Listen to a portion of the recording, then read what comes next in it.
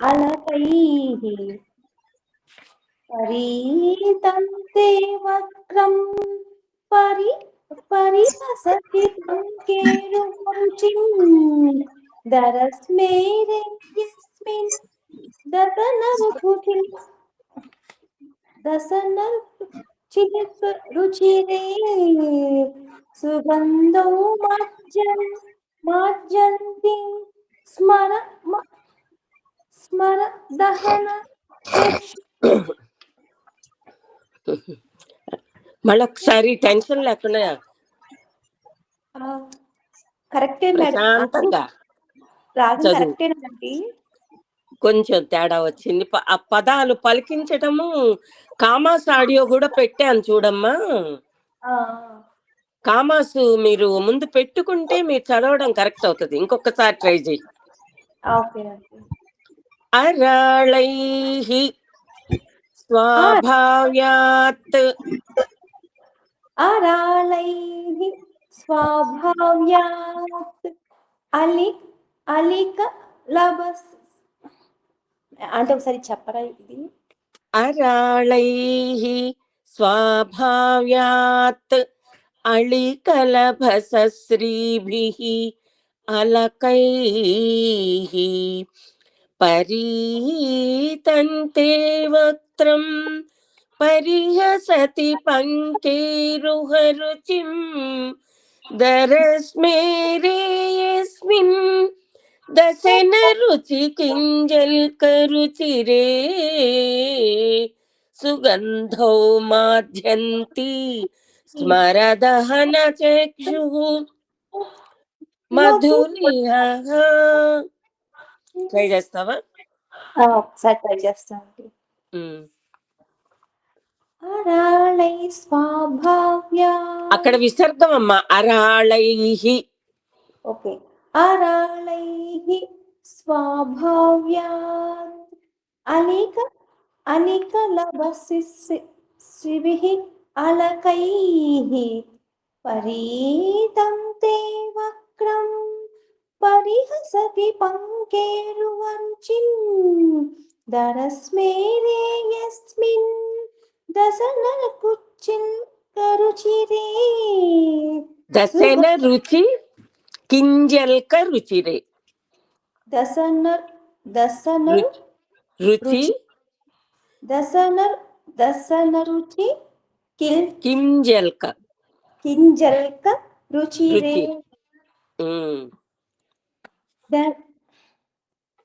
దరస్మేరే యస్మిన్ దశనరుచి కింజల్క రుచిరే సుగంధి స్మర దహన చక్షుః సుగంధో మాజ్యంతి స్మరదహన Chakshu మధులితః చక్షుః మధులిహ. Commas audio ఉంది. బాగా టెన్షన్ పడిపోతున్నావులే, అర్థమవుతుంది. అది మనము ఈ టెన్షన్ ఉన్నప్పుడుల్లా ఆ లైన్ కింద ఇట్లా ఏలు పెట్టుకొని జరుపుకుంటూ గనక చదివితే కరెక్ట్ చేసుకోగలుగుతాం.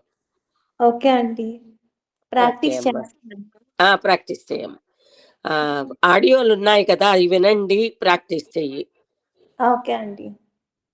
ఓకే.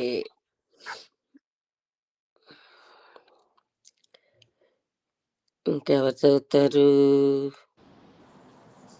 నిర్మలా కుమారి, ఆమెకు అన్మ్యూట్ తెలియట్లేదు.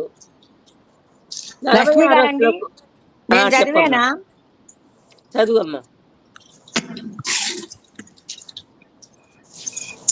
అరాళైః స్వాభావ్యాత్ అళికలపసశ్రీభిః అలకైః పరీతంతే వక్తం పరిహసతి పంకేరుహరుచిం దరస్మేరే యస్మిన్ దశన రుచి కింజల్కరుచిరే సుగంధౌ మాదంతి స్మరదహన చక్షు మధులిహ. అది అసలు ఒత్తులు పలకట్లేదు. ఉమ్, ఉమ్, సుగంధౌ మాద్యంతి స్మర దహన కదా, ఉమ్. ఒత్తుంది కదా. అవునవును, శాకమా ఆ ఒత్తులు కూడా పలకాలమ్మా. ఒత్తులు కూడా పలికితే మనలో అన్ని యాక్టివేట్ అవుతాయి నరాలన్నీ. అవునవును. మన గొంతులో నరాలన్నీ కూడా యాక్టివేట్ అవుతాయి. ఏంటండి జలుబు ఇవన్నీ చేసిందా మీకు? తప్పులేం కాదు. అదేలేండి. ఈ పారాయణం వల్ల కూడా మనకి లాభాన్ని పొందటం, లబ్ధి పొందడం అంతే. అది ఒత్తులున్న చాట ఒత్తి పలికితే. అలాగే. మొదటి లైన్ చదువు. అరాళైః స్వాభావ్యాత్ అళికలభ. అక్కడే దానికోసమే నేను చదవమంది. చెప్పండి. అరాళై స్వాభావ్యాత్ స్వాభావ్యాత్ అళికలభ. స్వాభావ్యాత్ స్వాభావ్యాత్. అరాళైః స్వాభావ్యాత్ అళికలభశ్రీభిః అలకైః పరీతంతే వక్తం. వక్త్రం క్రావడింది చూడు. వక్త్రం పరీతంతే వక్త్రం పరిహసతి పంకేరుహరుచిం దరస్మేరే యస్మిన్ దశన రుచికిం జల్కరుచిరే సుగంధౌ మాధ్యంతి స్మరదహన చక్షు మధులిహ. అవునండి, పొట్ట కదిలిందండి. ఒత్తు గట్టిగా మాట్లాడితే పైపట్టలో నుంచి కదిలినట్టుంది ఇప్పుడు. అవును, పెదాలకు కూడా ఎక్సర్సైజులు. మధులిహ, నాలుక, ఈ గొంతు నరాలు అన్ని కదులుతాయి. అవి కూడా ఇప్పుడు మనం మనసులో మననం చేసుకుంటే, కూర్చొని చిన్నగా చదువుకుంటే ఉండదు. మనం పైకి ఎప్పుడైతే పాడుకుంటామో ఈ నరాలన్నీ కదులుతాయి. ఆ కదలికల వల్ల మనకు స్ట్రెంగ్త్, గ్రోత్ పెరుగుతుంది. మన నరాలకు కూడా గ్రోత్ పెరుగుతుంది. అవునవును, ఎక్సర్సైజ్ అవుతుంది. ఇప్పుడు యోగా చేయమనేది అందుకేగా, అన్ని అవయవాలన్నీ కదిలి ఫ్లెక్సిబిలిటీ వస్తుందని కదా. అవునండి. అలాంటిదే మనం ఇలాంటి పారాయణాల ద్వారా మన గొంతు నరాలని, మనలో ఉన్న నరాలన్నిటిని యాక్టివేట్ చేసుకోవటం అన్నమాట. మధులిహ అనేటప్పటికి మధు ఎంత స్పష్టంగా పలుకు, మామూలుగా పలికి చూడు, నీకే తేడా తెలుసు. ఓకే అమ్మా. లలాటం లావణ్య ద్యుతి విమలం 46 ఎవరు చదువుతారు? నేను పాడనా? పాడమ్మా. లలాటం లావణ్య ధృతి విమలం ద్యుతి. లలాటం లావణ్య ద్యుతి విమలం ఆభాతి తవ యద్ ద్వితీయం తన్మన్యే మకుటఘటితం చంద్రశకలం విపర్యాసన్యాసాద్ ఉభయమపి సంభూయి చమిదః సుధాలేపస్యూతిః పరిణమతి రాకా హిమకరః. ఓకే అమ్మా. అంత ట్యూన్ అంత బాగుంది, కానీ నువ్వు కూడా ఒత్తులు పలకట్ల. ఓకే అండి. ఈసారి ఒత్తులతోటి చదువు. ఒత్తులు పలకాలి ఖచ్చితంగా. ఓకే. లలాటం లావణ్య ద్యుతి విమలం ఆభాతి తవ యత్. వెరీ గుడ్, అంతే. ద్వితీయం తన్మన్యే మకుటఘటితం చంద్రశకలం విపర్యాసన్యాసాద్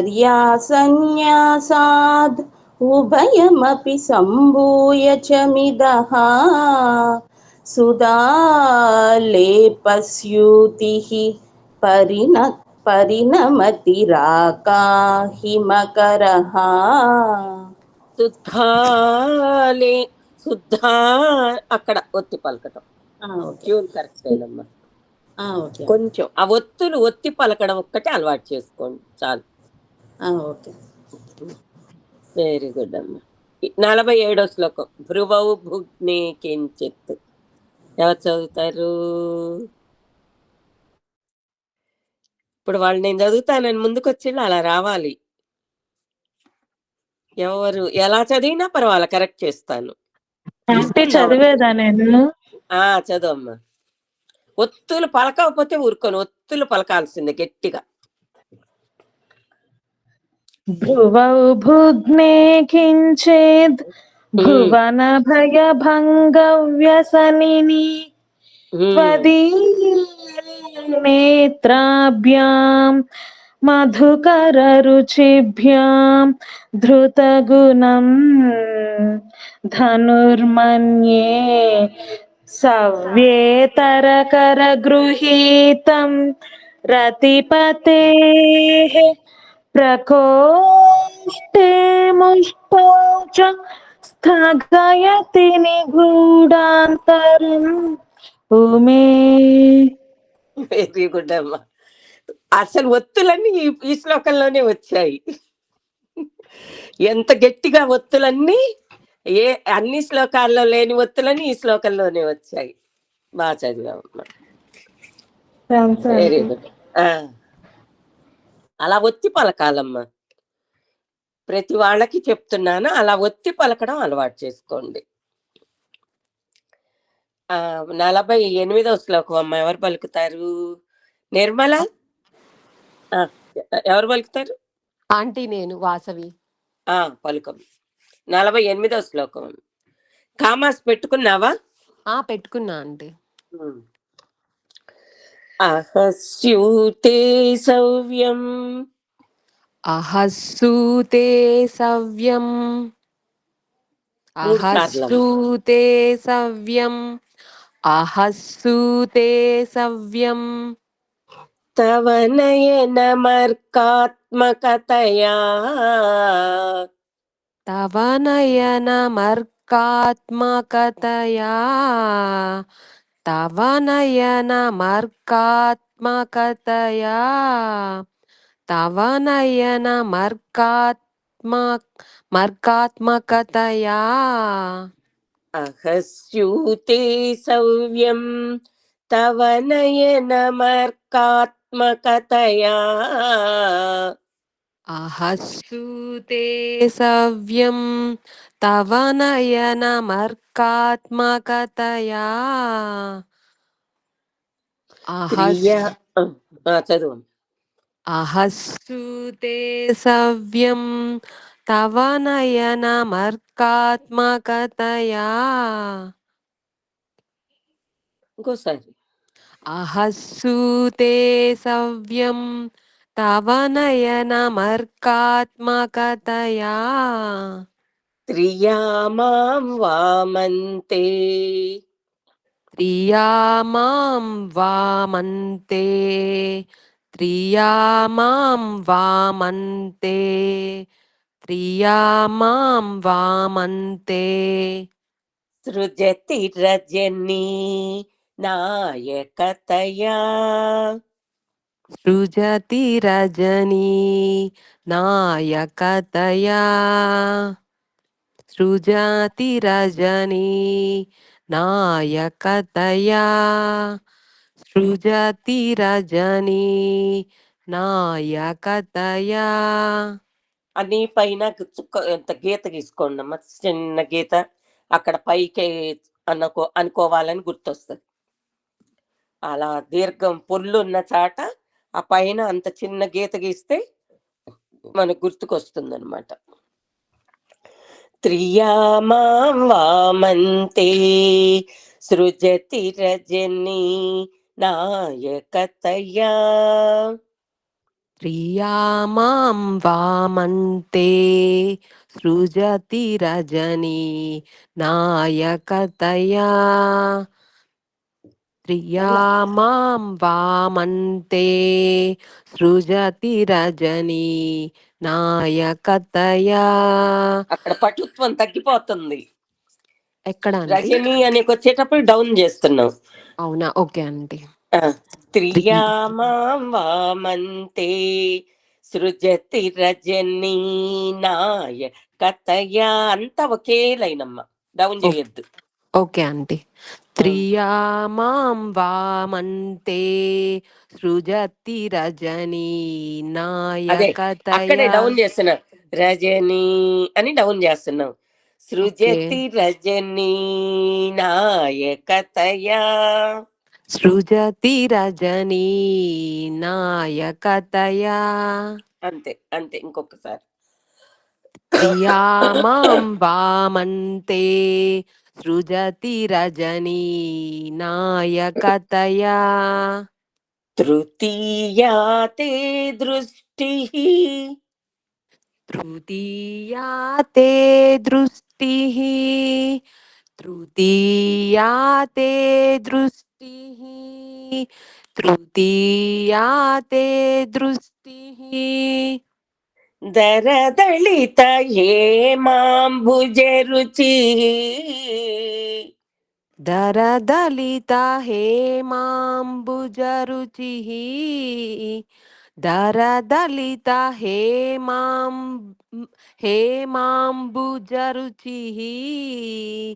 దరదలిత హేమాంబుజరుచిః.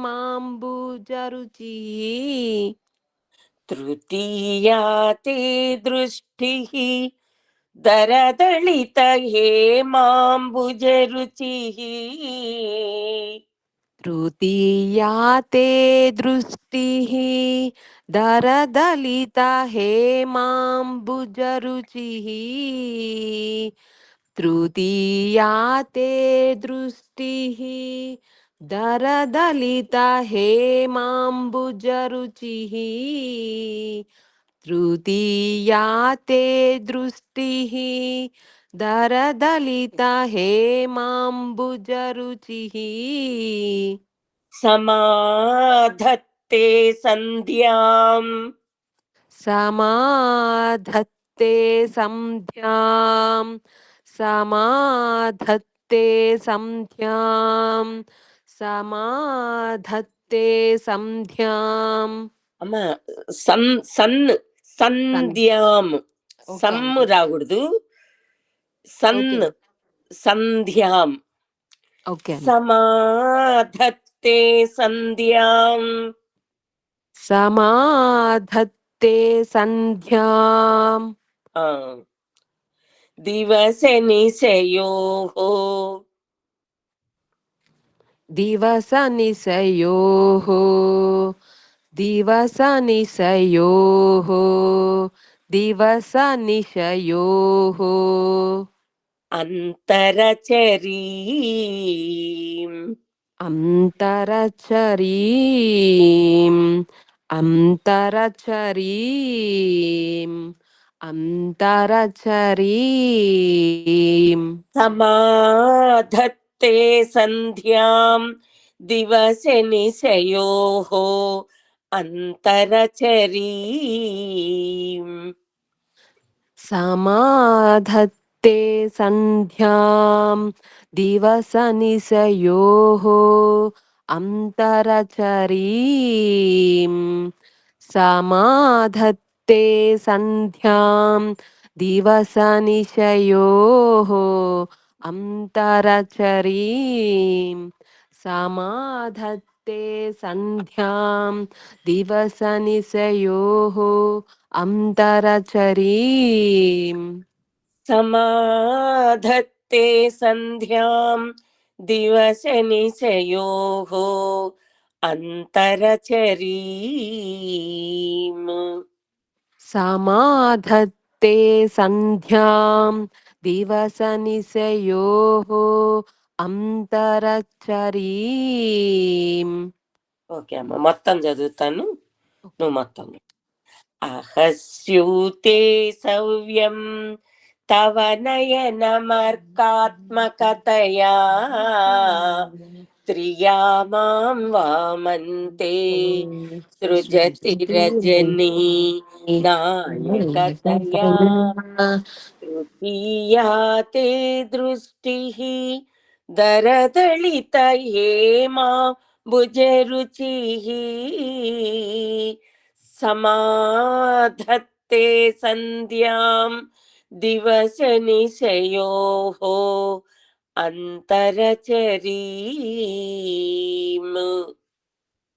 అహస్సూతే సవ్యం అహస్యూతే సవ్యం అహస్సూతే సవ్యం తవ నయనమర్కాత్మకతయా త్రియా మాం వామంతే సృజ త్రియామాం వామంతే. త్రియా మాం వామంతే అంతే సృజతి రజనీ నాయకతయా అంతే. తృతీయా తే దృష్టి ఇక్కడ తే పైకి వెళ్ళాలి. తృతీయా తే దృష్టి. తృతీయా తే దృష్టి దరదలిత హేమాంబుజరుచి సమాధత్తే సంధ్యాం దివస నిశయోః అంతరచరీం. మళ్ళీ ఇంకొకసారి ట్రై చేయమ్మా. ఓకే అండి. అహస్సూతే సవ్యం తవ నయనమర్కాత్మకతయా త్రియా మాం వామంతే ఇక్కడ త్రియామాం వామంతే. త్రియా మాం వామంతే సృజతి రజనీ నాయకతయా తృతీయా తే దృష్టి అంతే. దరదలిత హేమాంబుజరుచి అక్కడ కొంచెం దరదళిత కొంచెం గమకం. తృతీయా తే దృష్టి దరదళిత హేమా భుజరుచి. తృతీయా తే దృష్టి దరదలిత హేమాంబుజరుచి సమాధత్తే సంధ్యా సమా సమాధత్తే సంధ్యాం దివస నిశయోః అంతరచరీం. మీరు అంతే. చెప్తుంటే బాగా వస్తుందండి.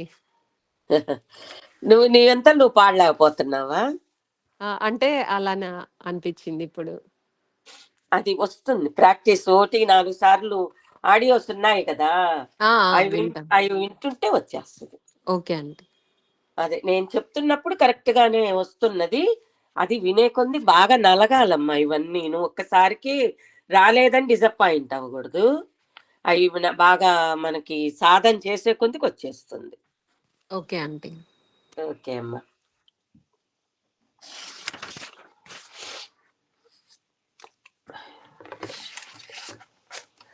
అహస్యూతే సవ్యం తవనయన మర్కాత్మకతయ. ఓకే అమ్మా. ఇది జగన్మాత యొక్క నేత్ర సౌందర్యం. మొన్నటి శ్లోకంలో దేని గురించి చెప్పుకున్నాం? మొన్న శ్లోకంలో దేని గురించి? సౌందర్యం. Very good. ఇప్పుడు జగన్మాత యొక్క నేత్ర సౌందర్యం, నేత్రాలు, కళ్ళ యొక్క సౌందర్యం, కళ్ళ యొక్క ఎలా ఉంటుందో దాని గురించి చెప్తున్నారు. ఓ జగన్మాత భగవతి, నీ కుడి కన్ను సూర్యాత్మకమై పగలును, నీ ఎడమ కన్ను చంద్రాత్మకమై రాత్రిని ఏర్పరుచుతున్నది. కొద్దిగా వికసించిన బంగారు కమలము వంటి నీ మూడవ నేత్రము అంటే ఫాలనేత్రము పగలు రాత్రి మధ్యకాలమైన సంధ్యా సమయాన్ని సూచిస్తున్నది. ఆ నేత్రాల యొక్క సౌందర్యాన్ని సూర్యుడు చంద్రుడు తోటి పోల్చారు. మూడవ నేత్రం పాలనేత్రం అంటే కనుబొమ్మల మధ్య నుదుటి భాగంలో ఉండే పాలనేత్రం, త్రినేత్రధారి అంటారు కదా. శివపరమాత్ముణ్ణి త్రినేత్రధారి అంటారు కదా. పరమాత్ముల్లో ఈమె కూడా సగభాగం కాబట్టి ఈమె కూడా త్రినేత్రధారి అనే అంటారు. సంధ్యా సమయాన్ని సూచిస్తున్నదట. శంకర భగవత్పాదుల వారు ఈ శ్లోకంలో సోమసూర్యాగ్ని లోచన అయిన శ్రీమాత మూడు కన్నులను మానవులకు ప్రాణికోటికి అంతటికి సర్వ ప్రపంచానికి ఆయు పరిమితి జీవన విధానము నిర్దేశించే కాల సంకేతాలుగా అభివర్ణించారు. మూడు కన్నులను మానవులకు ప్రాణికోటికి సర్వ ప్రపంచ ఆయు పరిమితి జీవన విధానము నిర్దేశించే కాలంగా సూచించారట మన గురువు గారు శంకర భగవత్పాదుల వారు. ఆ పరమ గురువు అట్లా దర్శించారు ఆ తల్లి నేత్రాలను. త్రయంబకుని ఇల్లాలు త్రయంబకాదేవి అంబక అనగా కన్ను సోమ సూర్యాగ్ని నేత్రాలు ఈశ్వరునికే ఉన్నాయి. అర్ధనారీశ్వరి అయిన ఆ తల్లికే ఉన్నాయి. శిరస్సుపై చంద్రరేఖ జటాజూటము కూడా ఇరువురికే ఉన్నాయి. అందుకే వారిరువురు శివశక్తుల పంచవిధ సౌమ్యము కలిగిన ఆదర్శ దంపతులు, జగన్మాత జగత్పితలు.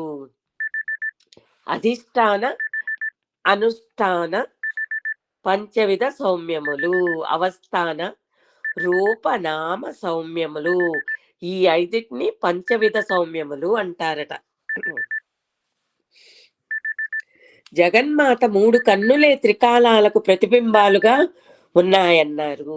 మూడు నేత్రాలు మూడు కాలాలకి ప్రతిబింబాలుగా ఉన్నాయని మన గురువు గారు సూచిస్తున్నారు. ఆయన గ్రహించిన దాన్ని మనకు తెలియజేశారు.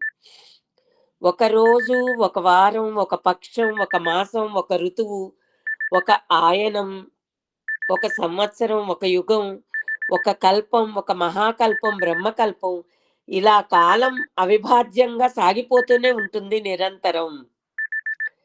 ఆ కాల స్వరూపాన్ని రోజు చూస్తున్నాం, కానీ మనం గుర్తించలేని కారణం మన అజ్ఞానం. రోజు పగలు పొడుస్తుంది, రేత్రి వస్తుంది, మళ్ళా ఉదయిస్తుంది, అస్తమిస్తుంది. కానీ మనం రోజు అస్తమిస్తుంది, ఉదయిస్తుంది, అస్తమిస్తుంది అనుకుంటున్నామే, కానీ ఆ కాల స్వరూపాన్ని మనం గుర్తించలేకపోవడం మన అజ్ఞానమట. కాల స్వరూపం అన్నీ ఒక స్వరూపాలుగా భావిస్తున్నారు. కాలము కూడా ఒక స్వరూపం. ఇప్పుడు ఈ రోజున్న కాలం రేపుండదు, ఈ రోజున్న తేదీ రేపుండదు, ఈ రోజున్న వారం రేపుండదు. కాలం కూడా ఒక స్వరూపంగా భావిస్తున్నారు. మన జీవిత పరుగుల్లో మనం ఉండిపోతున్నాము.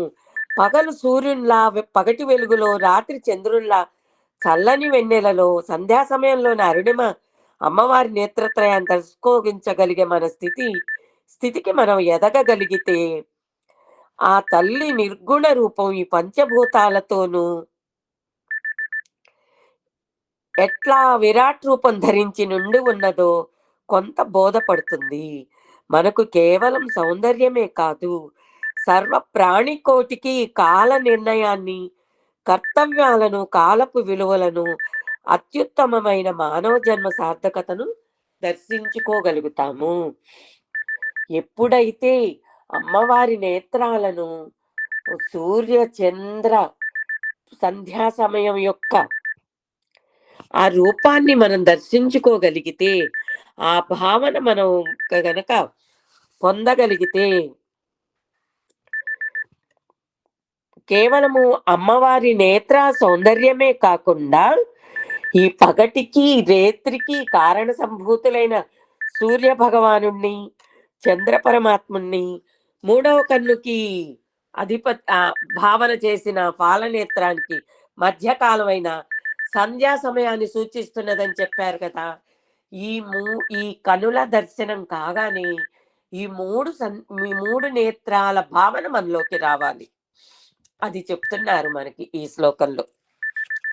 మూడు కాలాల భావన మనము దర్శించుకోగలిగితే మన జన్మ ధన్యమైనట్టే, మన జన్మ సార్థకత అయినట్లే అనని చెప్తున్నారు. భావనే ప్రధానమమ్మ. మంచి అయినా చెడైనా భావనే. మనం మనం భావించే దాంట్లోనే మన ఆలోచనలు, మన గ్రహించే శక్తి వస్తుంది. ఈ శ్లోకాన్ని రోజుకు 1000 మార్లు చొప్పున 19 రోజులు పునశ్చరణ చేయగలిగితే నవగ్రహ దోష శాంతి కలుగుతుందని వక్కాణించారు. ఓపిక, తీరిక ఉన్నవారు తప్పక చేయవచ్చు. నవగ్రహములు బయట ప్రపంచంలోనూ మనలోని ఆలోచనల రూపంలో కూడా ఉన్నాయి. మనలోని ఆలోచనలు కూడా నవగ్రహాలేనట. రకరకాలు, ఒక్క ఆలోచన కాదు కదా, మనం ఎన్నో ఆలోచనలు చేస్తుంటాం. అది ఒక్కో గ్రహం, ఒక్కో భావన, ఒక్కో గ్రహ శాంతి, ఒక్కో గ్రహ బలం ఒక్కో రకంగా ఉంటది. ఆ గ్రహాలు కూడా మన శరీరంలో ఉంది అని చెప్తున్నారు. ఆ గ్రహశాంతి మనశ్శాంతి, గృహశాంతి మనశ్శాంతి కూడా ఇస్తుంది. అంటే మనలో ఆ పైన నవగ్రహ దేవతల సంగతి అట్టుంచండి, ముందు మనలో ఉన్న నవగ్రహాల్ని శాంతపరచుకోగలిగితే గృహశాంతి ఏర్పడుతుంది. గృహశాంతి ఏర్పడితే మనశ్శాంతి కలుగుతుంది. అంతే కదా. మనలో ఉన్న గ్రహశాంతుల్ని కంట్రోల్ చేసుకోగలిగితే మన ఇల్లు పవిత్రంగా పావనమైపోతుంది. మన భావనలే మారిపోతాయి. మన మన ఇల్లే స్వర్గంగా చేసుకోగలుగుతాం. మన ఇంటిని ఒక స్వర్గంగా మార్చుకోగలుగుతాం. ఆ స్వర్గంగా మార్చుకోగలిగినప్పుడు మనకు ఎంతో మనశ్శాంతి కలుగుతుంది. మన ఇల్లే మనకి అంత మనశ్శాంతినిస్తుంది. మన గ్రహశాంతి చేసుకోగలిగినప్పుడు మనకి ఈ భావనలన్నీ కలుగుతాయి. హై బీపీ తెచ్చుకోకుండా మన ఆరోగ్యాలు దెబ్బతిని మన పక్క వారికి మనం సమస్య కాకుండా ఉండేంత మటుకు పూజ అంటే విసుగు, కోపం, అసహ్యం కలిగే వరకు కాకుండా ఏ మంత్రం జపించగలిగినా మంచిదే. అయినా 1000 మార్లు అని కాక రోజు మనం విసుగు రాకుండా చేయగలిగినన్ని మార్లు మన్నం చేసుకోవచ్చు. 19 రోజులలో కాకపోతే 40 రోజుల సంఖ్య పూర్తయినా పర్వాలేదు. మనశ్శాంతి లేని వాళ్ళు ఈ శ్లోకాన్ని మననం చేసుకున్నా అంత మనశ్శాంతి కలిగి, గృహశాంతి కలిగి మనశ్శాంతి ఏర్పడుతుంది. గృహశాంతి, గ్రహశాంతి అన్నీ ఏర్పడతాయి. గ్రహశాంతి ఎప్పుడైతే ఏర్పడిందో గృహశాంతి అప్పుడే ఏర్పడుతుంది. తర్వాత మనశ్శాంతి ఏర్పడుతుంది. ఈ శ్లోకాన్ని మననం చేసుకోగలిగితే చాలని చెప్తున్నారమ్మా. 49వ శ్లోకం అమ్మా. ఎవరు చదువుతారు? ఆంటీ నేను చదువుతానా ఆంటీ? ఎవరమ్మా? మానసానా ఆంటీ? ఓకే అమ్మా.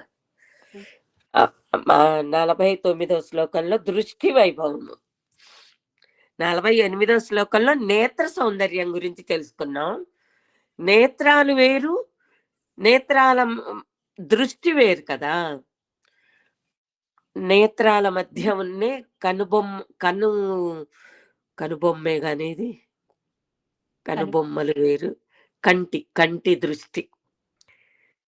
దృష్టి, చూపు. ఈ చూపు యొక్క వైభవం అంట. కన్ను నేత్ర సౌందర్యం వేరు, చూపు యొక్క గొప్పతనం వేరు. మనము ఏం చెప్పుకుంటారు ముందు చూద్దాం. పలుకమ్మ. కామాస్ అయి పెట్టుకున్నావా? పెట్టుకున్నానంటే. ఓకే. విశాల కళ్యాణి, విశాల కళ్యాణి, విశాల కళ్యాణి, విశాల కళ్యాణి, విశాల కళ్యాణి, పుటరుచిరయోధ్య కువలయైః. విశాల కళ్యాణి, పుటరుచిరయోధ్య కువలయైః. 3 సార్లు. విశాల కళ్యాణి, స్ఫుటరుచిరయోధ్య కువలయైః. విశాల కళ్యాణి, స్ఫుటరుచిరయోధ్య కువలయైః. పుటరుచిరయోధ్య, స్ఫుటరుచిరయోధ్య కువలయైః. కువలయైః. అట్లా కొంచెం డౌన్ చేయాలన్నమాట. విశాల కళ్యాణి పుటరుచిరయోధ్యా కువలయైః. విశాలా కళ్యాణి స్ఫుటరుచిరయోధ్యా కువలయైః. కృపాధారా ధారా కృపాధారా ధారా కృపాధారా ధారా కృపాధారా ధారా కిమపి మధురా భోగవతికా. కిమపి మధురా భోగవతికా. కిమపి మధురా భోగవతికా. భోగవతికా డౌన్ చేయాలి. భోగవతికా. కృపాధారా ధారా కిమపి మధురా భోగవతికా. కృపాధారా ధారా కిమపి మధురా భోగవతికా. కృపాధారా ధారా కిమపి మధురా భోగవతికా. భోగవతికా భోగవతికా. అవంతి సృష్టిస్తే. అవంతి సృష్టిస్తే. అక్కడ కొంచెం డౌన్ చేసినట్టు ఉండాలి, పైకి వెళ్ళాలి. అవంతి సృష్టిస్తే. అవంతి సృష్టిస్తే. అవంతి సృష్టిస్తే. అవంతి సృష్టిస్తే. బహునగర విస్తార విజయా. బహునగర విస్తార విజయా. బహునగర విస్తార విజయా. బహునగర విస్తార విజయా.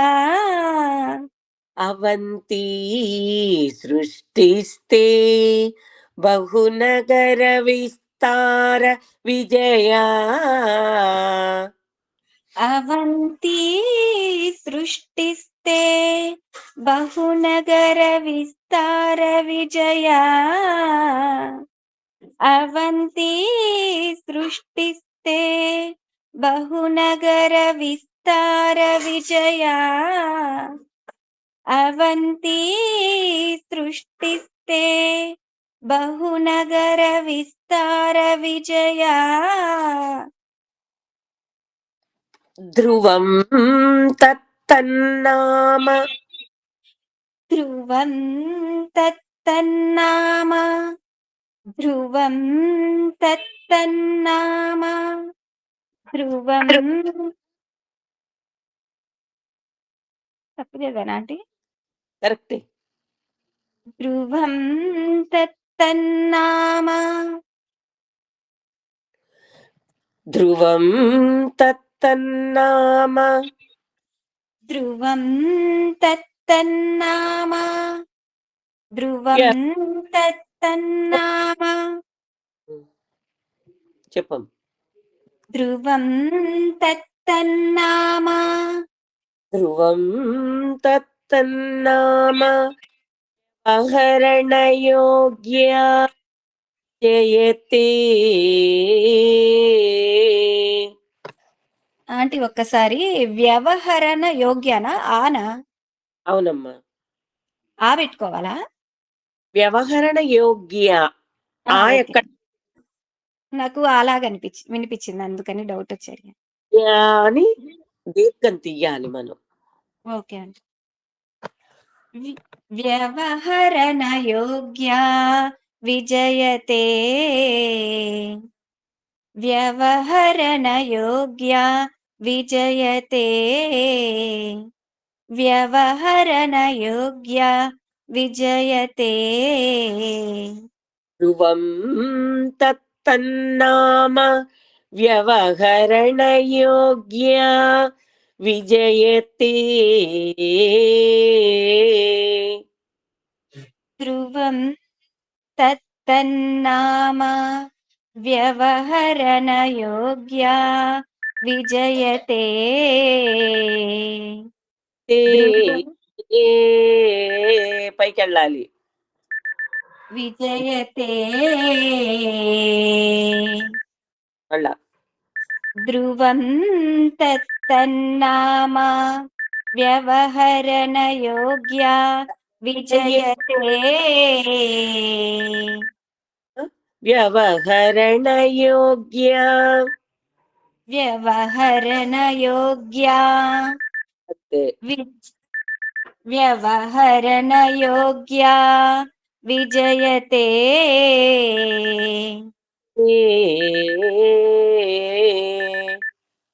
విజయతే. మొత్తం చదువుతాను. ఓకే అండి.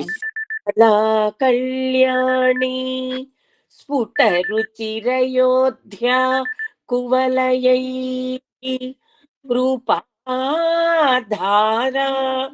ధారా కిమపి మధురా భోగవతికా అవంతి స్తే బహునగర విస్తార విజయా ధ్రువం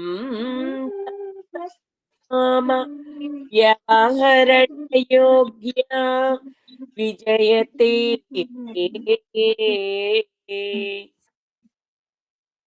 విశాలా కళ్యాణి పుటరుచిరయోధ్యా కువలయైః కృపాధారాధార కిమపి మధురా భోగవతికా అవంతి సృష్టిస్తే బహునగర విస్తార విజయా ధ్రువం తత్తన్నామ వ్యవహరణయోగ్యా విజయతే. ఓకే అమ్మా, నువ్వు బాగా ఆడియో బాగా వినాలి. ఓకే అండి. ఆడియో వింటే కరెక్ట్ అవుతుంది. పదాలు పలికించడం కరెక్ట్ ఉంది, కానీ ట్యూనే ఇంకొంచెం రావాలమ్మా. ఓకే అండి. వచ్చేస్తుంది, ఆడియో వింటుంటే వచ్చేస్తుంది. ఓకే నువ్వు అండి. నాలుగు తేడా లేకుండా ఒకే రకంగా పాడావు. ఆహా. కొంచెం మెళుకోవులు గ్రహించాలంతే. ఓకే అండి. ఓకే అమ్మా.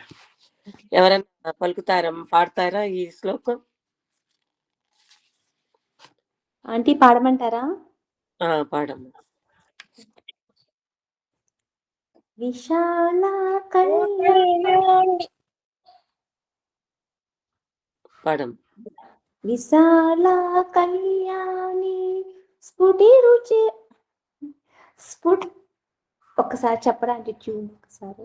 విశాల కళ్యాణి స్ఫుట రుచిరయోధ్యా కువలయైః. విశాల కళ్యాణి స్ఫుటరుచి వచ్చింది రుచిరయోధ్యా కువలయైః.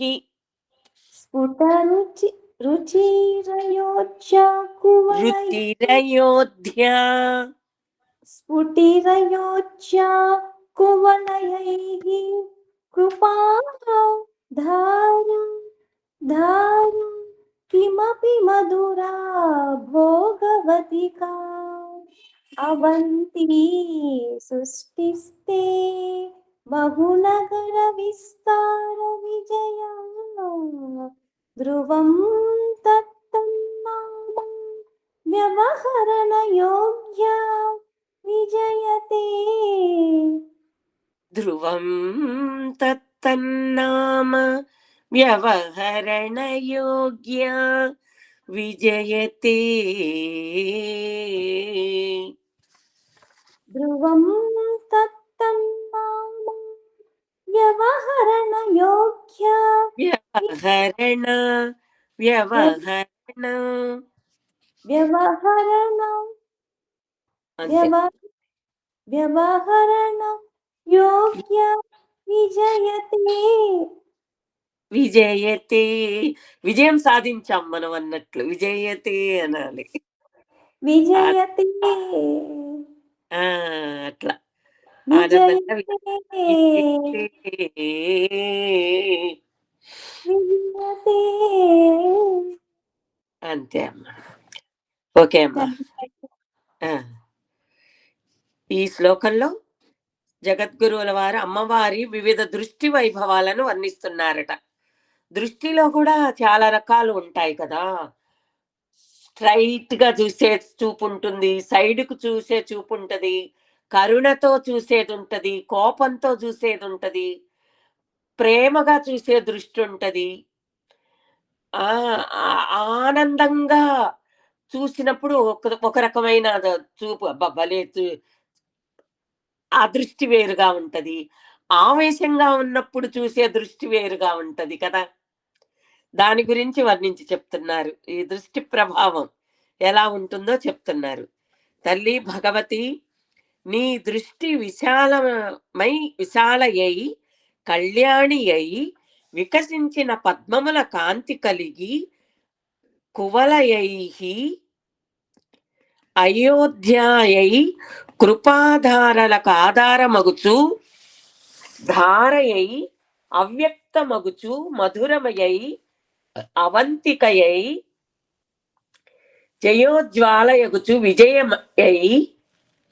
విజయమై ఆయా నగర నామములతో వ్యవహరింపదగినదై ఉన్నది అని మాత్రం అర్థం వస్తున్నది. దీనికి అర్థము ఏం చెప్తున్నారంటే, విశాల, కళ్యాణి, అయోధ్య, ధార, మధుర, భోగవతి, అవంతి, విజయ అనేవి మోక్షపురములైన 8 నగరాలుట, 8 పురములట. ప్రాతకాలంలో సాయం సంధ్యల్లో ఒక్కమారి ఈ పురముల పేర్లు మననం చేసుకున్నా చాలు, మోక్షం ప్రాప్తిస్తుందంటారు పెద్దలు, మహర్షులు, మహాత్మలు. 8 పురాలటమ్మ. ఇప్పుడు మనం చెప్పుకున్న విశాల, కళ్యాణి, అయోధ్య, మధుర, భోగవతిక అని చెప్పుకున్నాం కదా. మధుర, భోగవతి, అవంతి, విజయ 8 పురాలుట. ఈ పురాల పేర్లు సాయం సంధ్యా సమయంలో మనము మననం చేసుకున్నా చాలుట. అంటే ఈ శ్లోకాన్ని మననం చేసుకోవటమే దీని యొక్క అర్థం. మోక్షం ప్రాప్తిస్తుందట. ఇవి అమ్మవారి దృష్టులుగా భగవత్పాదుల వారు అభివర్ణించారు. ఈ 8 రకాల దృష్టులతో అమ్మవారు సకల చరాచరాలను వీక్షిస్తున్నది. ఈ 8 రకాల చూపులతో సకల చరాచరాలను వీక్షిస్తున్నది. అందరినీ, ప్రాణకోటిని ఈ 8 రకాల చూపులతో, ఈ 8 రకాల దృష్టులు, మన మానవులం అయితే చూపు అంటాము, అమ్మవారి చూపుని దృష్టి అంటారు కదా. ఆ అమ్మవారి దృష్టులతో చూస్తుందట. ఆ దృష్టుల ప్రభావము ఏమేంటి అని చెప్తున్నారు. ఆ దృష్టి ఏమేంటి అంటున్నారు. ఆ దృష్టి పేర్లు తిందాం. సంక్షోభణ, ఆకర్షణ, ద్రావణ, ఉన్మాదన, వశ్యము, ఉచ్చాటవము, విద్వేషణము, మారణము అనే 8 భావాలను, 8 కార్యములను చేస్తాయి. ఈ 8 దృష్టులు, దృష్టికి ఉండే శక్తి మహా గొప్పది. దృష్టితోనే ఏదైనా జరుగుతది అంటారు చూడండి. ఒక్కొక్కళ్ళు అమ్మ దృష్టి చూపుకి నల్ల బండలు గూడా మాడిపోతాయని ఏదో శాస్త్రం ఏదో ఉంది. ఏదో ఏదో అది అది గుర్తుకు రావట్లా సరిగా.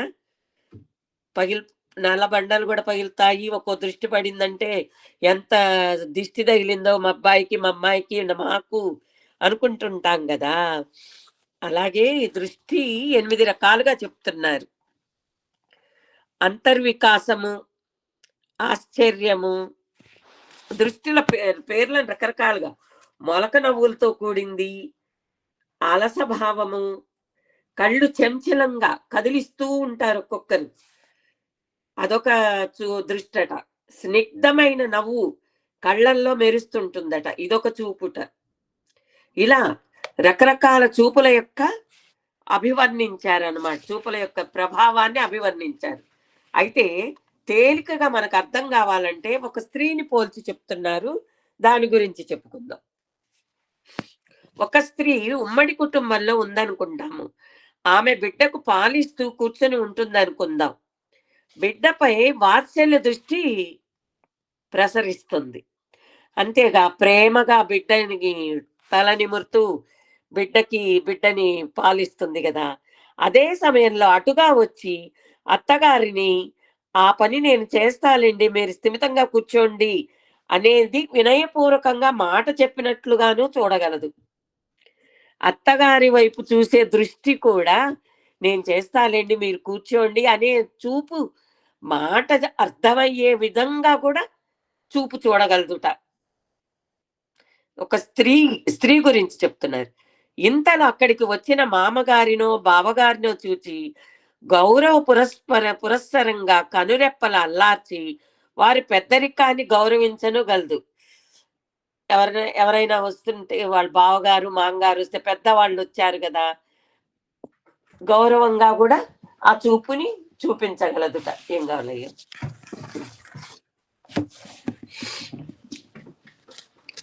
వారి పెద్దరికాన్ని కూడా గౌరవించగలుగుతాట. అది కూడా చూపుతోని. ఈలోగా వచ్చిన భర్త చుట్టూరా అందరూ ఉన్నా తనకొక్కరికే అర్థమయ్యేలా ఎంత వర్ణించారు. చిరునవ్వు నవ్వటమో చిరిపిగా చూడటమో చేస్తే అతడికే సమాధానంగా విరియని మొలక నవ్వి క్షణకాలం పెద్దలున్నారని సూచిస్తూ హెచ్చరించి బిడ్డకు పాలిచ్చి వచ్చి మీ పని చూస్తాను అని సమాధానపరిచే చూపు కొంటె చూపుట. చూసారా అసలు కవి ఎలా వర్ణించారు? అమ్మవారి దృష్టిని ఒక స్త్రీని పోల్చి ఇన్ని విధాలుగా ఉంటుంది అని చెప్తున్నారు. ఇవన్నీ గాక అదే సమయంలో ఏ స్నేహితురాలో ఆంతర్యం మాట్లాడడానికి వస్తే, ఇప్పుడు సమయం కాదు, మరోమారు నీతో రహస్యంగా మాట్లాడగలను, నీ సమస్య వింటాను అని సూచించగలదు కళ్ళతోనే. ఇవన్నీ కళ్ళ విన్యాసాలే, దృష్టి విన్యాసాలే సుమండి. ఒక్క మాట పెదవులతో ఉచ్చరించకుండానే కనులతో దృష్టి భేదాలతో చేసే ఉచ్చాటనలే సుమండి. చూసారా కంటి చూపు గురించి ఎంత చక్కగా వర్ణించారు. కంటి దృష్టి గురించి, అమ్మవారి యొక్క కంటి దృష్టి కూడా అలా ఉంటదనమాట. అమ్మవారిని ఎక్కువ ప్రేమించే వారి ముందు కరుణారస దృష్టితో చూస్తుంది. అమ్మవారి రూపంలో ఎన్నో అవతారాలను ఎత్తి రాక్షసులను సంహరించింది. అప్పుడు ఉగ్ర రూపం దాల్చి ఆ రాక్షసులను సంహరించింది కదా, అదొక దృష్టి. ఇప్పుడు ఏం చెప్పాలి, రకరకాలు. ఇప్పుడు సానుభూతితో చూసే దృష్టి కూడా ఉంటది. ఇప్పుడు అమాయకంగా తెలిసి తెలియని ఇది కూడా ఉంటది. వీళ్ళు ఏందో అమాయకంగా ఉన్నారు, ఎంత చెప్పినా అర్థం కాదు, వీళ్ళు ఎప్పుడు నా గురించి తెలుసుకుంటారు అనే చూపు కూడా అనే దృష్టి కూడా ఒక రకంగా ఉంటుంది. అలా అమ్మవారి దృష్టిని మన సామాన్య వనితలతో స్త్రీలతో పోల్చి దృష్టిలో ఇన్ని రకాలు ఉన్నాయి. ఆ దృష్టి గురించి ఇంకా మా సామాన్యమైన దృష్టి, మా స్త్రీల గురించే దృష్టి చెప్తే ఇంకా తల్లి అపారమైన కరుణను చూపించి ఆ తల్లి దృష్టి మన మీద ఉన్నది అంటే అబ్బా ఇంకెంత అదృష్టమో కదా. ఇంతటి అభినయ కౌశల్యము, భావ వ్యక్తీకరణ, భావ ప్రకటనలకు కళ్ళ చూపులు దోహదం చేస్తాయి గనకే కళ్ళు చూపులు సర్వేంద్రియాణం నయనం ప్రధానం అన్నారు పెద్దలు. కళ్ళు లేకపోవడం, చూపు దృష్టి లేకపోవడం అన్నది ఒక పెద్ద దురదృష్టంగా, మహాపాపానికి ప్రతిఫలంగా అభివర్ణించారు పెద్దలు. అది ఇన్ని రకాల దృష్టి ప్రభావాలు కలుగటం అదృష్టము. సర్వేంద్రియాణం నయనం ప్రధానం. అన్ని ఇంద్రియాలలో కళ్ళే ప్రధానము. కళ్ళు లేకపోవడం, దృష్టి లేకపోవడం పెద్ద దురదృష్టం, మహాపాపానికి ప్రతిఫలంగా అభివర్ణించారు పెద్దలు అని చెప్తున్నారు. కళ్ళు మాట్లాడతాయి, కళ్ళు నవ్వుతాయి, కళ్ళు హెచ్చరిస్తాయి, కళ్ళు భయపెడతాయి, కళ్ళు జయిస్తాయి, కళ్ళు నీరు గారుస్తాయి, కళ్ళు సానుభూతి స్వాంతన కురిపిస్తాయి, కళ్ళు కరుణ వర్షిస్తాయి, కళ్ళు దుఃఖిస్తాయి, ఇంకా ఇంకా ఎన్నో భావాలు పలికిస్తాయి. కళ్ళు, కళ్ళలోని దృష్టులు, అవునా ఇవే ఉచ్చాటనలు. చూసారా, కళ్ళ యొక్క దృష్టి యొక్క కంటి దృష్టి గురించి ఎన్ని రకాలు. కళ్ళు మాట్లాడతాయి, కళ్ళు నవ్వుతాయి, కళ్ళు హెచ్చరిస్తాయి, కళ్ళు భయపెడతాయి. మనం పిల్లలు ఏదన్నా గొడవ చేస్తే చాలు భయపడేటట్టు కళ్ళు ఉరిమల్లా, గుడ్లు ఉరిమల్లా చూస్తాం కదా. అప్పుడు చూస్తే ఎవరు కూడా అందరు భయపడిపోవాల్సిందే కదా. మనలో ఉన్న మన దృష్టిని మనం అన్వయించుకొని చూడండి. ఈ శ్లోకం అయిపోయాక మనం ఎవరిని ఎట్లా చూస్తున్నాము, ఎప్పుడు ఎట్లా చూస్తున్నాము, దాన్ని ఎలా వర్ణించింది అమ్మవారని మననం చేసుకోండి. ఎంత అద్భుతంగా చెప్పారు అమ్మవారి దృష్టి ప్రభావాన్ని. అందుకని ఈ అన్ని దృష్టిల్లో కల్లా మనకు కావాల్సింది కరుణా దృష్టి కదా. ఆ కరుణ అనే దృష్టి మన వైపు మరలాలి అంటే 1000 మార్లు జపిస్తే, తంత్రంలో చెప్పిన విధానంతో యంత్ర పూజ 25 దినములు చేసి పూజా విధానంలో చెప్పిన విధంగా చేస్తే నిధి దర్శనం అవుతుందట.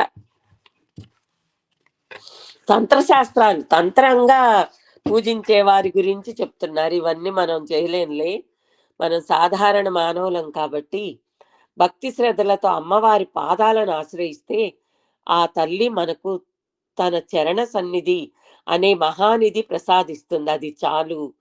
రోజు భోజనానికి వెతుక్కోనవసరం లేని జీవితం, సమస్యలున్నా అవి పరిష్కరించుకోగలిగిన అవకాశము, అన్యోన్యానురాగాలు కలిగిన దాంపత్యము, పరిమిత కుటుంబము, సమాజంలో మంచి పేరు, మనకి మనం మంచి చేస్తున్నామన్న, మంచి బాటలో నడుస్తున్నామన్న ఆత్మతృప్తి, ఇలాంటి వాటిని మంచి నిధులు, వీటికన్నా మించిన నిధులు ఏమున్నాయి?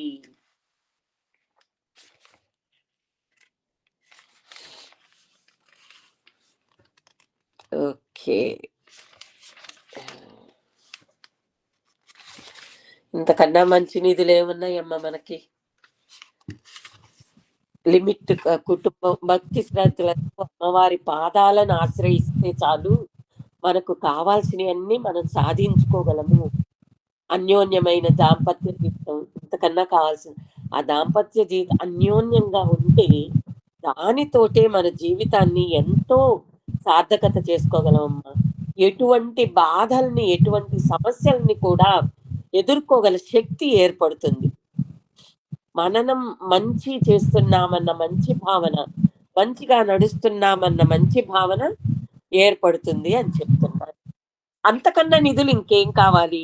ఇంతకు మించిన నిధులు మనకేమీ అక్కర్లేదమ్మా. మనలో మార్పు, మన ఆలోచనలలో మార్పు, మన ప్రవర్తనలో మార్పు కలిగితే అంతకన్నా మించిన నిధులు మనకు, నిధులు అవంతట అవే వస్తాయి. అవి వెతుక్కుంటూ మన దగ్గరకు వస్తాయి. మన ఆలోచనలు, మన భావనలు, మన ప్రవర్తన, మన బుద్ధులు అన్ని కరెక్ట్ గా ఉంటే నిధులను సంపాదించుకున్నట్లే అని చెప్తున్నారు.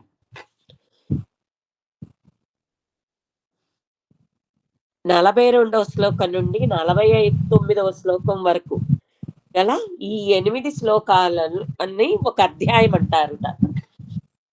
మనము 41వ శ్లోకం దాకా దేని గురించి తెలుసుకున్నామమ్మా? 41 దేని గురించి? 41 శ్లోకం దాకా దేని గురించి తెలుసుకున్నాం? షట్చక్రాల గురించి తెలుసుకున్నాం. ఏమ్మా? మూలాధార చక్రం కదా వదినా? అవును, మూలాధార చక్రం. 41 మూలాధార చక్రం. అవును, 41. అప్పటిదాకా షట్చక్రాల గురించి తెలుసుకున్నాం. అవును, అంతర్ముఖ సాధన గురించి తెలుసుకున్నాం. 42 నుంచి బాహ్య సౌందర్యం గురించి తెలుసుకుంటున్నాం. ఓకే. 42 నుంచి 49 ఈ 8 శ్లోకాలు భక్తి శ్రద్ధలతో పారాయణము చేసిన వారికి మహా ఉదర రోగాలు కూడా ఉపశమించడం జరుగుతుందట. మన లోపల మహా ఉదర రోగాలంటే మన షుగర్లు, బీపీలు మనకున్నాయిగా బోలెడు ఉదర రోగాలు. అందరినీ కాదమ్మా, ఉన్న వాళ్ళని చెప్తున్నాను.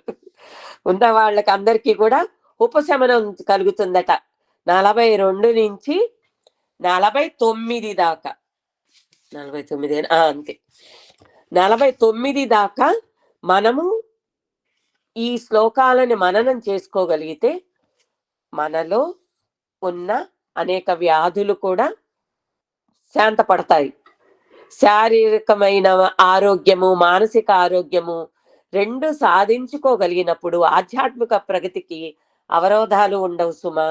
ఒక్కొక్కళ్ళు అనుకుంటారు, నాకు ఇప్పటి నుంచే ఎందుకు, నాకు బోరెడు వయసు ఉంది, నేను ఇప్పటి నుంచి ఆధ్యాత్మికంగా ఉండాలా, నాకు ఇప్పటి నుంచి ఏమొద్దు అనుకుంటారు. కానీ మనకు వయసు అయిపోయిన తర్వాత మన మాట మనకు వినవు, మన శరీరము మన మాట వినదు, మన మనసు మన మాట వినదు, మన మనసు అస్సలు మాట వినదు, మన ఆరోగ్యం మనకు సహకరించదు. ఎప్పుడైతే మనము చిన్నతనం నుంచే నామోచ్చారణ, భగవంతుడి మీద భగవత్ రూపాన్ని దర్శించుకుంటూ నామోచ్చారణ ఎప్పుడైతే, కలియుగంలో నామస్మరణే ప్రధానం, నామస్మరణ అలవాటు చేసుకోగలిగితే ఆధ్యాత్మిక ప్రగతికి అవరోధాలే ఉండవని చెప్తున్నారు. ఇంకా అంతకన్నా నామస్మరణతో మనం ముందుకు వెళ్ళగలిగితే మన ప్రగతికి, ఆధ్యాత్మిక ప్రగతికి అవరోధాలే ఉండవు అని చెప్తున్నారు. ఎవరి హృదయాలలో వారం ఆ జగన్మాత సాక్షాత్కారం చేసుకోవాలి. ఆ తల్లి దయారస దృష్టిలకి అర్హులమవుదాము. వచ్చిన అదృష్టవంతుల్ని కలుపుకుపోదాము, లేని వారిని వదిలేద్దాం, పదండి ముందుకు. చూసారా? కలిసి వచ్చిన అదృష్టవంతుల్ని కలుపుకుపోదాం, లేని వారిని వదిలేద్దాం. అదృష్టం అంట, కలిసి చదవడానికి వచ్చిన వాళ్ళందరూ అదృష్టవంతులేనట. కలవని వారిని వదిలేద్దాం, పదండి ముందుకు అని చెప్తున్నారు.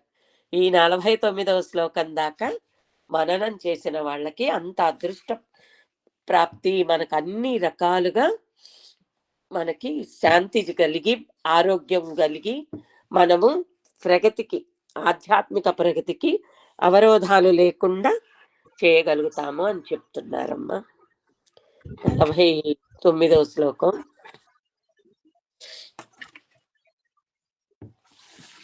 50వ శ్లోకం అమ్మా. మహేష్ ప్రసన్న గారు, మొన్న కూడా పిలిచాను, ఇవాళన్నా పలుకుతారా? నేనే పిన్ని. పలుకుతావా? చెప్పు. కామాసాయి పెట్టుకొని ఉన్నావుగా? పెట్టలేదు. అయ్యో, నువ్వు చెప్పు పిన్ని, ఒకసారి చెప్పు, ఎప్పుడు పెట్టేసుకుంటుంటా నువ్వు చెప్తుంటే. కవీనాం సందర్భః, కవీనాం సందర్భః, 3 సార్లు చెప్పమ్మా.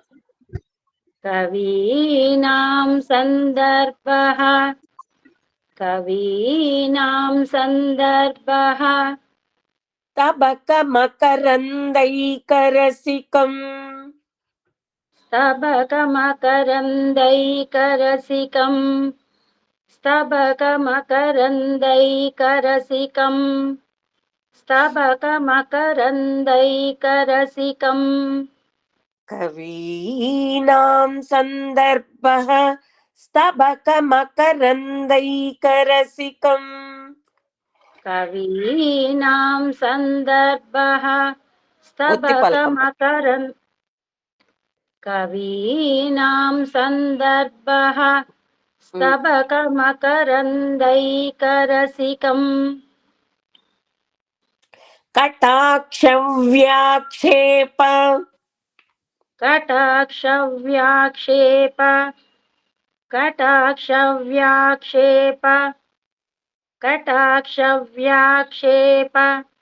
భ్రమర కలభౌ కర్ణయుగళం భ్రమరకలభౌ కర్ణయుగళం భ్రమరకలభౌ కర్ణయుగళం భ్రమరకలభౌ కర్ణయుగళం కటాక్షం వ్యాక్షేప భ్రమర కలభౌ కర్ణయుగళం కటాక్షవ్యాక్షేప భ్రమరకలభౌ కర్ణయుగళం అముంచంతౌ దృష్ట్వా అముంచంతౌ దృష్ట్వా అముంచంతౌ దృష్ట్వా అముంచంతౌ దృష్ట్వా తవ నవరసాస్వాద తరళౌ తవ నవరసాస్వాద తరళౌ తవ నవరసాస్వాద తరళౌ తవ నవరసాస్వాద తరళౌ చౌ దృష్ట్వా తవ నవరసాస్వాద తరళౌ అముంచంతౌ దృష్ట్వా తవ నవరసాస్వాద తరళౌ అసూయా సంసర్గ అసూయా సంసర్గ అసూయా సంసర్గ అసూయా సంసర్గ దళికనయనం కించిదరుణం దళికనయనం కించిదరుణం దళికనయనం కించిదరుణం దళికనయనం కించిదరుణం అసూయా సంసర్గ దళికనయనం కించిదరుణం అసూయా సంసర్గ దళికనయనం కించిదరుణం దళికనయనం దళికనయనం కించిదరుణం మొత్తం చదువుతానమ్మా. చదువు.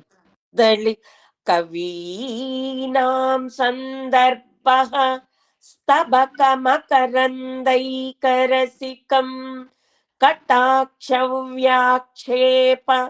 భ్రమరకలభౌ కర్ణయుగళం అముంచంతౌ దృష్ట్వా తవ నవరసాస్వాద తరళౌ అసూయా సంసర్గ దళికనయనం కించిదరుణం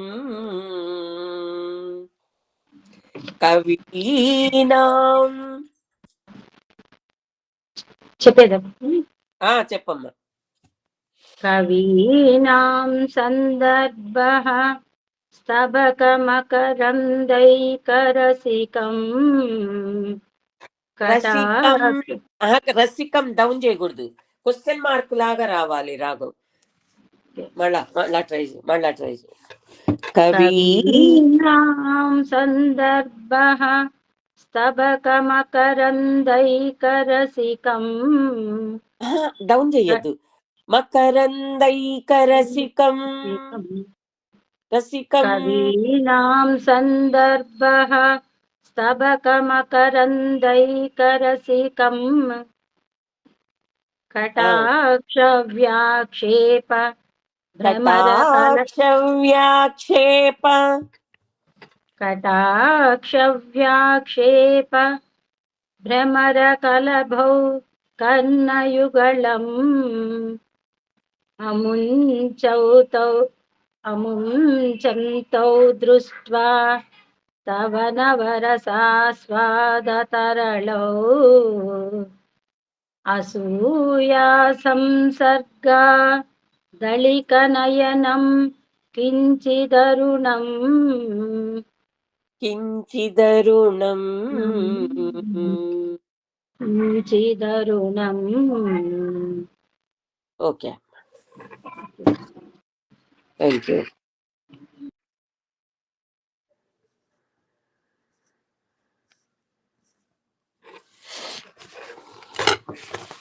కవీనాం సందర్భః స్తబకమకరందైకరసికం కటాక్షవ్యాక్షేప భ్రమరకలభౌ కర్ణయుగళం అముంచంతౌ దృష్ట్వా తవ నవరసాస్వాద తరళౌ అసూయా సంసర్గా దళికనయనం కించిదరుణం.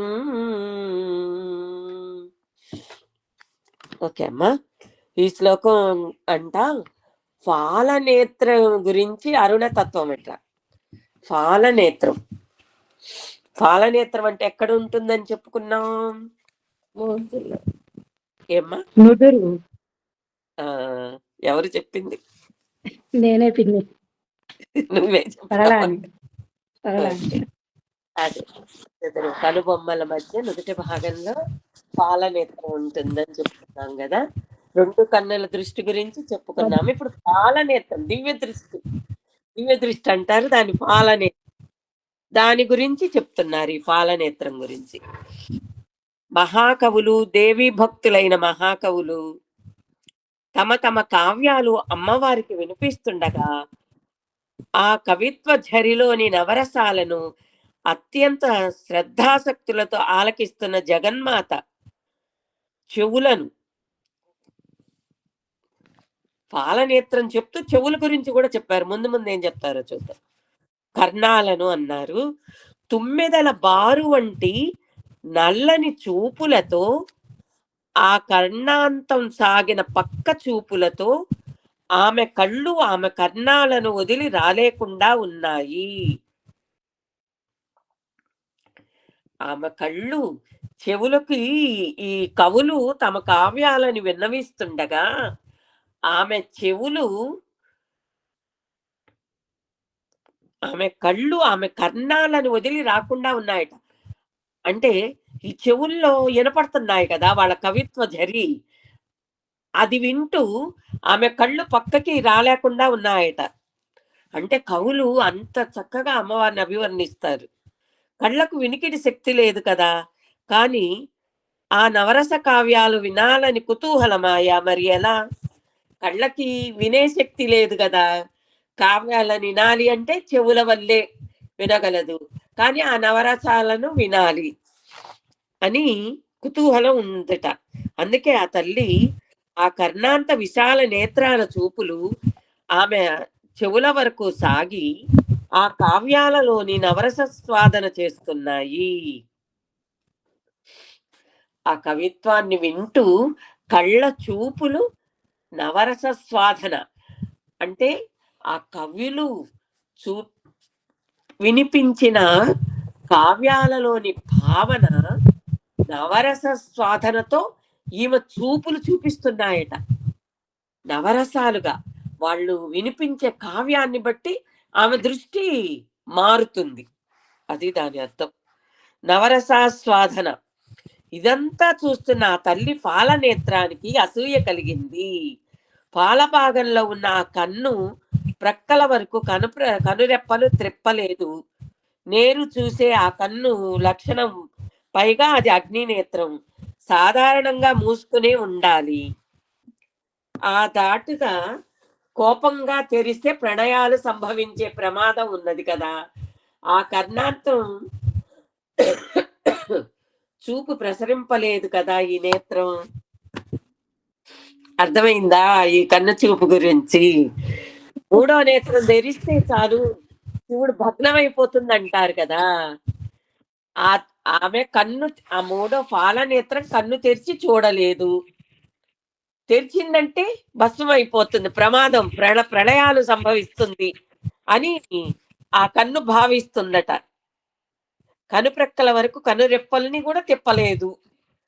నేను చూసి ఆ కన్ను లక్షణం అగ్నినేత్రం అయిపోయా. మరి ఆ అగ్నినేత్రం తెరిచిందంటే అగ్ని ప్రమాదాలే కదా, ప్రళయాలే కదా. ఆ కర్ణాంతం చూపే ప్రసరింపలేదు కదా, చెవుల దాకా చూపుని సారించలేదు కదా.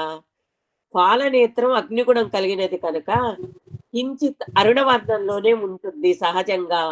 అరుణం అనే అసూయ యొక్క ఎరుపు వర్ణంగా మనోజ్ఞంగా వర్ణించారు జగద్గురువులు. మిగతా రెండు నేత్రాలను చూస్తూ తనకు అవకాశం లేకపోయినందుకు జగన్మాత పాలనేత్రం అసూయ చెంది ఎర్రవారింది అని చమత్కరించారు. ఆ పాలనేత్రానికి అన్ని వీక్షించే శక్తి లేదు కదా. అది పాలనేత్రం మిగతా కళ్ళ గురించి అసూయ పడిందట.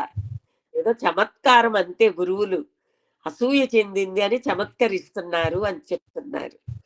అంటే కన్ను తెరిచిందంటే ప్రళయాలు జరుగుతాయి కదా. మూడవ నేత్రం పాలనేత్రం అంటే శివుడి యొక్క మూడవ నేత్రం. శివునిది గాని అమ్మవారిది గాని మూడవ నేత్రం. అర్ధ భాగాలు కదా శివకామేశ్వరులు. అందుకని మూడవ నేత్రం తెరిచిందంటే ప్రళయాలే జరుగుతుంటాయి. కాబట్టి నేను కన్ను తెరవలేదు, ఆ కళ్ళలాగా వెళ్ళి నేను అన్ని ఆస్వాదించలేకపోతున్నాను అని అసూయ పడిందట పాలనేత్రం. ఈ శ్లోకాన్ని రోజుకు 1000 మార్లు జపించినచో విసర్పి రోగము రాదుట. మసూరిక అనే రోగం రాదని తంత్రశాస్త్రజ్ఞులు చెప్తున్నారట. శరీర సంబంధమైన జబ్బులు అనేకం ఉన్నాయి. దురదతో కూడిన దద్దుర్లు, కురుపులు, మంటతో వచ్చే చర్మ వ్యాధి ఒకటి ఉంది. పల్లెటూళ్లలో ఈనాటికి ఈ జబ్బుకు కొందరు మాత్రమే మంత్రం వేస్తారు. డాక్టర్లు మందులు ఉండనే ఉన్నాయి ఈ రోజులలో. ఏది ఏమైనా శారీరక సంబంధకమైన రుగ్మతలు దరిచేరనివ్వదు ఈ శ్లోక పారాయణ మహిమ. చిత్తశుద్ధితో చేయగలిగితే ఏ మంత్రమైనా స్తోత్రమైన సత్ఫలితాలను తప్పక ఇస్తుంది సుమండి. నిష్కామంగా ఈ శ్లోకం జపించేవారు విసర్పి రోగులను స్పృశిస్తే చాలు, వారికి ఆ జబ్బు తగ్గుతుంది. పూర్వం ఇలాంటి మంత్రవేత్తలు పల్లెటూళ్లలో ఉండేవారు సుమా కదా. మంత్రం పెడతారు అని ఒళ్ళు దురదలు వచ్చినా కొన్ని వాటికి పొయ్యి మంత్రం పెట్టించుకునే ఇది ఉన్నది కొన్ని ఊళ్ళలో. మన ఊర్లో కూడా ఉంది, వేటపాలెంలో కూడా మంత్రాలు పెట్టించుకునే వాళ్ళం వెళ్ళి. వాళ్ళకి ఏదో సాధనం, ఏదో ఒక మంత్రం సాధన చేస్తారు. వాళ్ళు తగిలినా చాలుట ఆ రోగాలు శాంతింపబడతాయట. అలాగే ఈ శ్లోకాన్ని మనము మననం చేసుకోగలిగితే, స్ఫురణకి తెచ్చుకుంటే మనలో ఉన్న అనేకమైన రోగాల్ని కూడా నియంత్రించుకోగలుగుతాము. నిష్కామంగా చేయాలి, ఏది చేసినా కోరికతో చేయకూడదు అని చెప్తున్నారు 50వ శ్లోకంలో. నిష్కామంగా ఈ శ్లోకాన్ని మననం చేసుకోగలిగితే అనేక రకమైన రోగాలు, అంటే అనేక శారీరక సంబంధమైన రుగ్మతలు అవన్నీ ప్రతి శ్లోకంలోనే వస్తున్నది. మసూరిక అంటే విసర్పి రోగాలు, ఒంటి దురదలు రకరకాలు వస్తుంటాయి చూడమ్మా, అవి కూడా తగ్గుతాయిట ఈ శ్లోకాన్ని మననం చేసుకున్నందువలన. కంటి చూపు దృష్టి యొక్క చూడండి ఎంత వివరించి ఎన్ని రకాలుగా చెప్పుకున్నారు. పాలనేత్రం గురించి చెప్పుకున్నాము, దృష్టి గురించి చెప్పుకున్నాము. ఈ దృష్టి గురించి చెప్తుంటే నాకు ఒక చిన్న కథ ఒకటి గుర్తుకొచ్చింది. చాలాసేపు ఉందా? ఎంత అయిందో టైం? చిన్న కథేలే, 2 నిమిషాల్లో అయిపోతుంది. ఇది ఒక అడవిలో ఒక మహర్షి జపం చేసుకుంటూ, సాధన చేసుకుంటూ ఉంటే ఒక వేటగాడు జింకను చంపడానికి వేటగాడు తన తన ప్రాణులను వేట కావాల్సిన జీవులు కనపడితే వాటిని సంహరించటమే కదా, పట్టుకొని వాడు ఉపయోగించుకోవటమే కదా. జింక వెంట పడితే అది పరిగెత్తి పరిగెత్తి పరిగెత్తి ఆ సాధువు ధ్యానం చేసుకుంటూ ఉన్న దగ్గరికి పోయి ఆ వెనక దాక్కున్నదట. దాక్కుంటే వేటగాడు వస్తాడు. వచ్చి అంతా వెతుక్కొని కనపడకపోతే ఆ సన్యాసి ఆ ఋషిని అడుగుతాడు, ఇక్కడ ఏమైనా జింక వచ్చింది. సాధువులు, ఋషులు, మునిపుంగవులు అబద్ధం చెప్పకూడదు కదా. అందుకని తను ఏం చెప్తాడంటే, వీక్షించే కళ్ళు భాషించలేవు, భాషించే చెవులు వీక్షించలేవు, భాషించే నోరు వీక్షించలేవు అని చెప్పాడుట. ఏంటి అర్థం చెప్పండి? వీక్షించే కన్నులు భాషించలేవు, భాషించే నోరు వీక్షించలేవు. చూసే కళ్ళు చెప్పలేవు, చెప్పేనెవరు చూడలేదు. వెరీ గుడ్, వెరీ గుడ్, బాగా క్యాచ్. అంతే కదా. కళ్ళు అంటే తను తెలుసు, తన వెనుక జింక లేడీ అక్కడ ఉన్నదని తెలుసు, కానీ తను అబద్ధం చెప్పకూడదు. నోరు చూడదు కదా, కళ్ళు మాట్లాడవు కదా. అందుకని చూసి వీక్షించే కన్నులు భాషించలేవు, భాషించే నోరు చూడలేదు అని చెప్పగానే ఆ వేటగాడు వీడేదో పిచ్చోడ్లాగా ఉన్నాడని చెప్పేసి వెళ్ళిపోయాడుట. అప్పుడు ఆ జీవిని కాపాడగలిగాడు. అందుకే చెప్తారు, సందర్భానుసారం